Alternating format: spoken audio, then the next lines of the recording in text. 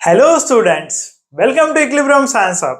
हम स्टार्ट करने जा रहे हैं हमारा next chapter states of matter, gaseous and liquid states. अब तक हमने 3 चैप्टर्स कंप्लीट किए हैं, structure of atom, some basic principle of chemistry and last chapter जो हमने कंप्लीट किया था वो था रेडॉक्स रिएक्शन। एंड हमें नेक्स्ट पढ़ना है states of matter and mainly हमें स्टेट्स पढ़ना है गैसियस एंड लिक्विड स्टेट। सो अगर हम देख सकते हैं मेन 3 स्टेट्स अगर देखें मैटर के तो प्रेजेंट होंगे सॉलिड, लिक्विड एंड गैस। ये सभी को पता है हमें, that is solid, liquid and gas are the states of matter. अब हमें पता करना है चेंज ऑफ स्टेट्स। अब हम बेसिक टॉपिक्स पढ़ेंगे पहले और फिर देखेंगे questions based on this chapter. तो फर्स्ट हम देख सकते हैं सॉलिड का कन्वर्शन अगर लिक्विड में करना है, दैट इज एक सब्सटेंस है या फिर मैटर है, उसकी हमें चेंज करनी है स्टेट, और स्टेट हमें चेंज करनी है सॉलिड से लिक्विड में। अगर सॉलिड से लिक्विड में चेंज करना है तो हम देंगे हीट। तो हीट अगर सप्लाई करते हैं तो सब्सटेंस सॉलिड का कन्वर्ट हो जाएगा लिक्विड में। अब देख सकते हैं लिक्विड का अगर गैस में कन्वर्ट करना है तो फिर से हमें अप्लाई करनी होगी हीट। सॉलिड का कन्वर्शन लिक्विड में होगा बाय अप्लाइंग हीट, लिक्विड का कन्वर्शन गैस में होगा बाय अप्लाइंग द हीट। अब हम एग्जांपल से देख सकते हैं। अब कंसीडर करते हैं कंटेनर लिया हमने, इस कंटेनर को हम हीट अप्लाई कर रहे हैं, देख सकते हैं हम सप्लाई कर रहे हैं हीट बाय यूजिंग बर्नर, हमने हीट सप्लाई करी। अब इस कंटेनर में हमने कंटेन किए थे आइस क्यूब्स।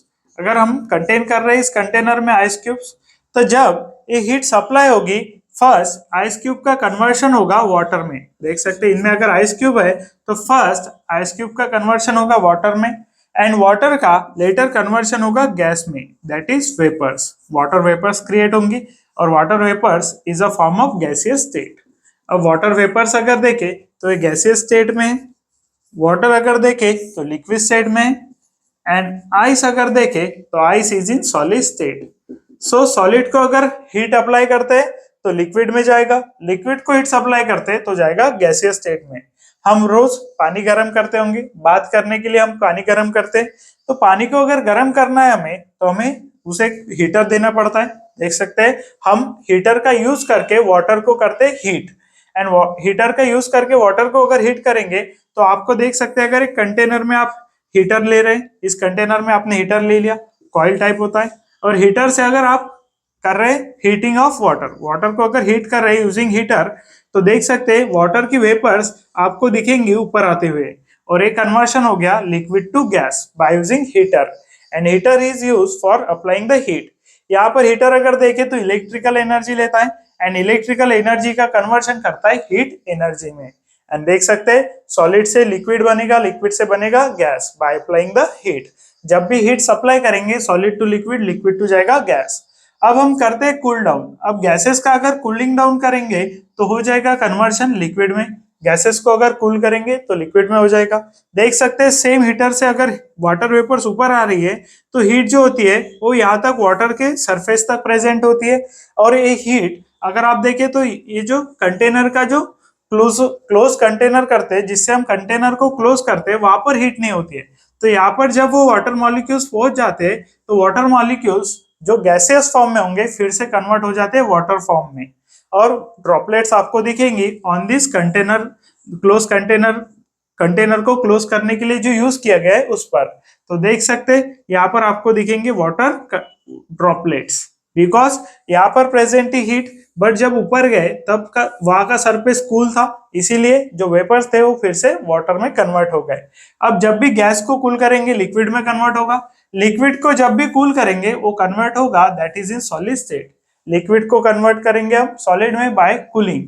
अब देख सकते हैं वाटर लिया हमने, फ्रीजर में पुट कर दिया, वाटर को अगर फ्रीजर में रखते हैं तो उसका आइस में कन्वर्शन होता है बिकॉज हमने किया वाटर का कूलिंग। सो कूलिंग करने के बाद लिक्विड का जाएगा सॉलिड में। देख सकते हैं सॉलिड को अगर हीट सप्लाई करते हैं तो लिक्विड में, लिक्विड को हीट सप्लाई करते हैं तो गैस में, गैस को अगर कूल करते हैं तो लिक्विड, लिक्विड को कूल करते हैं तो सॉलिड। नेक्स्ट टॉपिक देखेंगे अभी हमने स्टार्ट किया है states of matter, that is gaseous and liquid states, और इसी में हमने इंट्रोडक्शन देखा। नेक्स्ट हम देखेंगे पार्टिकल्स की अरेंजमेंट से different properties for solid, liquid and gas. तो देख सकते हैं फर्स्ट हमने लिखा है सॉलिड के लिए, फिर आ जाएगा लिक्विड एंड फिर आ जाएगा गैस। तो देख सकते हैं यहाँ पर ये होगा सॉलिड के लिए। सॉलिड में अगर अरेंजमेंट देखें पार्टिकल्स की तो क्लोजली पैक पार्टिकल्स होते हैं, पार्टिकल्स के बिटवीन जो स्पेस होगी कम होगी इन केस ऑफ सॉलिड। फिर हमने सेकंड देखा है लिक्विड। लिक्विड में ए स्पेस जो होगी इन बिटवीन द पार्टिकल्स, देख सकते हैं in between particles space greater होगी as compare to solid. Solid में क्लोजली पैक पार्टिकल्स होते हैं, वही लिक्विड में इन बिटवीन स्पेस जो होगी पार्टिकल्स में वो ज्यादा होगी एज कंपेयर टू सॉलिड। और गैसियस में ए स्पेस और भी ज्यादा होगी as compare to liquid, means as compare to solid बहुत ज्यादा होगी, in as compare to liquid ज्यादा होगी in case of gases, that is space between the particles. वही यहाँ पर लिखा गया है, देख सकते हैं particles are tightly held, means particle tightly packed है and have regular arrangement of atoms, और पार्टिकल्स भी देख सकते हैं यहाँ पर पार्टिकल्स की या फिर एटम्स की अरेंजमेंट जो होगी वो रेगुलर अरेंजमेंट होगी in case of solid, and particles closely pack भी होगी। यहाँ पर जो अरेंजमेंट देख रही है आपको ये रेगुलर अरेंजमेंट होगी in case of that is solid. यहाँ पर एटम्स रेगुलरली अरेंज होगी, मींस पैटर्न रिपीट होते जाएगा, अरेंजमेंट का जो पैटर्न है वो रिपीट होगा। अब यहाँ पर देख सकते हैं particles are loosely packed as compare to solid, particles in liquid are loosely packed, loosely packed होंगे और इनमें का डिस्टेंस भी ज्यादा होगा as compare to solid. Irregular arrangement of atoms और पार्टिकल्स, पार्टिकल्स की जो अरेंजमेंट है वो इरेगुलर होगी इन केस ऑफ लिक्विड, देख सकते हैं इरेगुलर अरेंजमेंट प्रेजेंट है इन केस ऑफ लिक्विड। जो भी हमारे एटम्स और पार्टिकल्स है वो एक रेगुलर अरेंजमेंट फॉलो नहीं करेंगे इन केस ऑफ लिक्विड, और वहीं पर रेगुलर अरेंजमेंट फॉलो करेंगे इन केस ऑफ सॉलिड। और इन केस ऑफ गैसेस अगर देखें तो मोर लूजली पैक्ड है, पार्टिकल्स और भी ज्यादा लूजली पैक्ड होंगे, एक दूसरे में जो डिस्टेंस है और ज्यादा होगा, इसमें से पैकिंग जो होगी वो और लूज हो जाएगी, and have highly irregular arrangement, और जो अरेंजमेंट है वो और भी ज्यादा इरेगुलर हो जाएगी इन केस ऑफ गैसेस। अब देख सकते हैं particles can not move freely, as particles देख सकते हैं पार्टिकल्स टाइटली पैक्ड है, इसीलिए इन बिटवीन स्पेस नहीं है, और स्पेस कम होने के कारण ये फ्रीली मूव नहीं कर सकते as they occupy fix position, इनकी पोजीशन फिक्स है, इनके इन बिटवीन जो स्पेस है वो कम है, इसलिए ये मूव नहीं कर सकते फ्रीली। वहीं पर अगर लिक्विड देखे तो लिक्विड में पार्टिकल्स की जो अरेंजमेंट है वो लूजली पैक्ड है, जो अरेंजमेंट है वो इरेगुलर अरेंजमेंट है, और यहाँ पर डिस्टेंस भी प्रेजेंट है इन बिटवीन द पार्टिकल्स, इसीलिए ये स्मॉल डिस्टेंस तक मूव कर सकते हैं। और पार्टिकल्स अगर देखें गैसेस स्टेट में तो गैसेस स्टेट में पार्टिकल्स ऑलवेज रहते हैं मोशन में, that is particles freely move होते रहेंगे always. In case of gases they are freely move होते रहेंगे, बिकॉज इनकी इन बिटवीन जो स्पेस है वो बहुत ज्यादा है, पार्टिकल्स इजीली मूव कर सकते हैं, देख सकते हैं पार्टिकल्स इसके आसपास स्पेस ज्यादा प्रेजेंट है, इसलिए ये मोशन में रहेगा। इसके बाद देख सकते हैं हैज डेफिनाइट शेप, अगर आप सॉलिड देखें, सॉलिड का कोई भी पार्टिकल देखें तो उसको जो शेप प्रेजेंट होता है वो डेफिनाइट शेप होता है, और वॉल्यूम भी प्रेजेंट है। फॉर एग्जांपल आइस क्यूब भी देख लेते हैं, आइस क्यूब को एक डेफिनाइट शेप प्रेजेंट होगा और उसका वॉल्यूम भी हम कैलकुलेट कर सकते हैं। अब देख सकते हैं shape of takes the shape of container, liquid को जिस भी कंटेनर में पुट कर देंगे, देख सकते हैं अगर हम इस तरीके के कंटेनर में पुट करेंगे तो इस तरीके का शेप लेगा, अगर राउंड कंटेनर में पुट करेंगे तो राउंड शेप लेगा, तो जैसे कंटेनर में पुट करेंगे उस तरीके का शेप लिक्विड करता है। And has definite volume, but definite volume होता है, लिक्विड के पास एक डेफिनाइट वॉल्यूम होता है, कंटेनर में जितनी स्पेस ऑक्यूपाई करेगा उतनी स्पेस प्रेजेंट होगी वॉल्यूम ऑफ लिक्विड, देख सकते हैं कंटेनर में जितनी स्पेस ऑक्यूपाई करेगा उतना ही वॉल्यूम होगा लिक्विड का, लेकिन शेप लेगा कंटेनर का। अब देख सकते हैं take the shape and volume of container, अब आपने एक कंटेनर में अगर गैस को फिल कर दिया तो आप कहेंगे जितना कंटेनर का वॉल्यूम है उतना ही वॉल्यूम होगा गैस का, बिकॉज वो फ्रीली मूव करता रहता है, देख सकते हैं फ्रीली मूव करेगा, रैंडम मोशन में रहेगा, इसीलिए वो कंटेनर का फुल वॉल्यूम ऑक्यूपाई करेगा, हर तरीके से मोशन में रहेगा और वॉल्यूम ऑफ कंटेनर भी लेगा और शेप भी कंटेनर का ही लेगा। जैसे आपके यहाँ पर गैस सिलेंडर होगा, गैस सिलेंडर होता है तो सिलेंडर में गैस प्रेजेंट होता है, तो अगर हम पूछे कि गैस का वॉल्यूम क्या है तो जो सिलेंडर का वॉल्यूम होगा वही वॉल्यूम होगा उसके अंदर प्रेजेंट होने वाला गैस का, और शेप भी वैसा ही ले लेता है। वहीं पर लिक्विड सिर्फ शेप लेता है कंटेनर का, लेकिन उसके पास वॉल्यूम प्रेजेंट होता है, और यहाँ पर देखें तो इसका वॉल्यूम एंड शेप दोनों भी डेफिनेट होता है, यानी आप बता सकते हैं शेप एंड वॉल्यूम। तो ये particles that is solid, liquid and gases के लिए डिस्टिंग्विश था, और भी हम देखेंगे अभी। सो हम देख रहे हैं distinguish between solid, liquid and gas.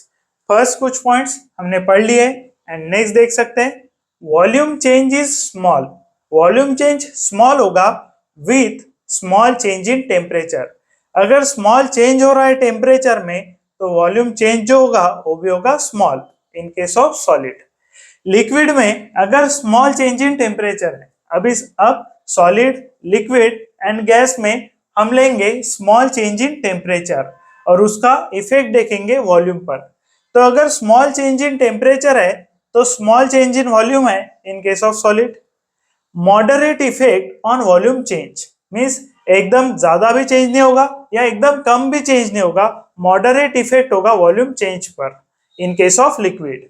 In case of gases अगर देखें तो volume change significantly high means high volume change होगा in case of gases which change in small temperature. अगर स्मॉल टेम्परेचर चेंज भी हो रहा है तो वॉल्यूम चेंज हाई होगा in case of gas, moderate effect होगा in case of liquid and small change होगा इन केस ऑफ सॉलिड। अब कॉम्प्रेसिबिलिटी देखें मीन्स अगर हम प्रेशर अप्लाई करते हैं, प्रेशर अप्लाई करने से जो सॉलिड होगा वो प्रैक्टिकली नॉन कॉम्प्रेसिबल होगा। मीन्स अगर आप सॉलिड पर प्रेशर अप्लाई कर रहे हैं तो नॉन कॉम्प्रेसिबल है, लिक्विड पर अगर प्रेशर अप्लाई करेंगे तो स्मॉल कॉम्प्रेसिबल होगा, और गैस पर अगर प्रेशर अप्लाई करेंगे तो होगा कॉम्प्रेसिबल। तो देख सकते हैं gases are compressible, liquid are small compressibility and solids are practically non compressible. और इसी प्रॉपर्टी का यूज कर सिलेंडर्स को फिल किया जाता है। जो सिलेंडर्स आप घर पर यूज करते हैं खाना पकाने के लिए, इसी प्रॉपर्टी का यूज कर उस सिलेंडर में गैस को किया जाता है फिल। इन गैस के मॉलिक्यूल जो होंगे उन पर प्रेशर अप्लाई किया जाएगा। प्रेशर अप्लाई करके अब देख सकते हैं यहाँ पर एक पिस्टन ले लिया हमने, इस पिस्टन से प्रेशर अप्लाई करेंगे तो गैस के मॉलिक्यूल्स और भी क्लोज आ सकते हैं, बिकॉज मॉलिक्यूल्स का जो डिस्टेंस होगा वो ग्रेटर होगा इन केस ऑफ गैसेस। अब देख सकते हैं वेरी स्मॉल इंटरमॉलिक्यूलर स्पेस, जो मॉलिक्यूलर स्पेस होगी मींस इन बिटवीन मॉलिक्यूल्स जो स्पेस होगी वो वेरी स्मॉल होगी in case of solid, moderate होगी in case of liquid and large space होगी इन केस ऑफ गैसेस। जो हमने अभी देखा कॉम्प्रेस अगर करना है तो जो स्पेस होगी वो ज्यादा होगी तभी वो होंगे कॉम्प्रेसिबल, बिकॉज जब भी हम कॉम्प्रेस करेंगे मॉलिक्यूल्स क्लोज आएंगे, और मॉलिक्यूल्स क्लोज आएंगे बिकॉज ऑफ कॉम्प्रेशन, तो लार्ज इंटरमॉलिक्यूलर स्पेस होनी चाहिए between molecules. Means in between molecules ज्यादा स्पेस होगी और प्रेशर अप्लाई करने से ये स्पेस कम होती जाएगी। तो देख सकते हैं कॉम्प्रेसिबल है बिकॉज लार्ज इंटरमॉलिक्यूलर स्पेस है। वही यहाँ पर अगर देखें तो मॉडरेट इंटरमॉलिक्यूलर स्पेस है इसीलिए स्मॉल कॉम्प्रेसिबिलिटी है, और इसमें अगर देखें तो वेरी स्मॉल है, बहुत ही ज्यादा कम इंटरमॉलिक्यूलर स्पेस कम है यहाँ पर, इसीलिए प्रैक्टिकली नॉन कॉम्प्रेसिबल है सॉलिड्स। तो ये था distinguish between solid, liquid and gas. देख सकते हैं नेक्स्ट टॉपिक हमें पढ़ना है इंटरमॉलिक्यूलर फोर्सेस। तो देख सकते हैं इंटरमॉलिक्यूलर फोर्सेस। अब हमने पढ़ा इन सॉलिड इंटरमॉलिक्यूलर पार्टिकल्स में जो डिस्टेंस होगा वो वेरी लेस होगा। सो इन लिक्विड ये स्पेस होगी थोड़ी ज्यादा and in case of gases ये स्पेस होगी बहुत ज्यादा। तो देख सकते हैं इन सॉलिड इंटरमॉलिक्यूलर डिस्टेंस और इंटरमॉलिक्यूलर स्पेस, मॉलिक्यूल्स के बिटवीन में जो स्पेस है वो वेरी लेस है in case of solid. In case of liquid ये स्पेस थोड़ी ज्यादा होगी and in case of gases ये स्पेस और ज्यादा होगी। That is distance between two molecules ज्यादा होगा इन केस ऑफ गैसेस, ये डिस्टेंस थोड़ा कम होगा in case of liquid and in case of solid ये डिस्टेंस बहुत ही कम होगा। अब हमें इंटरमॉलिक्यूलर फोर्सेस देखना है। अब इंटरमॉलिक्यूलर फोर्सेस क्या होगा? That is attractive forces as well as repulsive forces. Attractive force as well as repulsive force between neighbouring molecules. मतलब एक मॉलिक्यूल प्रेजेंट है, सेकंड मॉलिक्यूल प्रेजेंट है, इन टू मॉलिक्यूल्स के बिटवीन जो अट्रैक्टिव फोर्स होगा means जिस force से two molecules attract करेंगे, as well as repulsive force. अगर रिपल्स कर रहे होंगे तो रिपल्सिव फोर्स, अट्रैक्ट कर रहे होंगे तो attractive force between neighbouring molecules. जो नेबरिंग में मॉलिक्यूल्स प्रेजेंट है इनके बिटवीन जो फोर्स प्रेजेंट है उस फोर्स को कहेंगे intermolecular force. The attractive forces decrease with increasing distance between molecules. Means attractive force जो है वो डिक्रीज होता जाएगा जैसे जैसे डिस्टेंस इंक्रीज होता जाएगा। सो समझ सकते हैं इन बिटवीन सॉलिड्स ये फोर्स ज्यादा होगा, इन बिटवीन गैसेस ये फोर्स कम होगा, बिकॉज अट्रैक्टिव फोर्स डिक्रीज हो रहा है, अट्रैक्टिव फोर्स डिक्रीज हो रहा है विथ इंक्रीजिंग डिस्टेंस, और डिस्टेंस जैसे जैसे इंक्रीज करेगा वैसे वैसे अट्रैक्टिव फोर्स कम होगा। तो देख सकते हैं गैसेस में डिस्टेंस ज्यादा होता है, in case of solid distance कम होता है। सो सॉलिड में अट्रैक्टिव फोर्स ज्यादा होगा एंड गैसेस में अट्रैक्टिव फोर्स कम होगा। तो देख सकते हैं the intermolecular forces are strong in solid. देख सकते हैं डिस्टेंस पर से हमने पढ़ा, तो इंटरमॉलिक्यूलर फोर्सेस स्ट्रॉन्ग होंगे in case of solid, less strong in case of liquid, liquid के केस में लेस स्ट्रॉन्ग होंगे as compare to solids, and very weak in gases, और गैसेस में हो जाएंगे वीक। और फाइव टाइप्स के इंटरमॉलिक्यूलर फोर्सेस हमें पढ़ना है। अब 5 टाइप्स के इंटरमॉलिक्यूलर फोर्सेस कौन से होंगे, तो dipole dipole interaction, ion dipole interaction, dipole induced dipole interaction, London dispersion force and hydrogen bonding. ये 5 इंटरमॉलिक्यूलर फोर्सेस हमें पढ़ना है। तो हम देखेंगे अभी that is types of intermolecular forces. देख सकते हैं